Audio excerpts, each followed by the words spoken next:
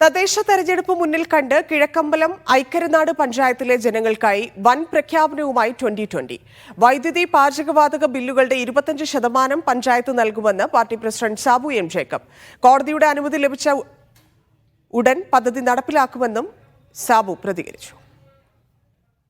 വൈദ്യുതി ചാർജിലും ഇന്ധനത്തിലുമുള്ള ഒരു ഭാഗം പഞ്ചായത്ത് വഹിക്കുക അവർക്ക് അക്കൗണ്ടിലേക്ക് കൊടുക്കാനായിട്ടുള്ളൊരു തീരുമാനമെടുത്തു. ഓരോ വീടുകളിലും വൈദ്യുതി ചാർജിൻ്റെ 25% പഞ്ചായത്ത് അവരവരുടെ അക്കൗണ്ടിലേക്ക് തിരികെ കൊടുക്കുക. അതേപോലെ തന്നെ 25% ഇന്ധനത്തിൻ്റെ പാചകവാതകത്തിൻ്റെയും തിരികെ കൊടുക്കുക. ഇനി അവിടെ ഗവൺമെൻറ് അതിന് അനുവാദം തരുന്നില്ലെങ്കിൽ നിയമപരമായിട്ട് അതിനെ പഞ്ചായത്ത് രാജ് ആക്ടിൽ പറഞ്ഞിരിക്കുന്ന നിയമങ്ങൾക്കനുസൃതമായിട്ട് പോയി അതിന് അനുവാദം മേടിക്കുക എന്നുള്ളതാണത്.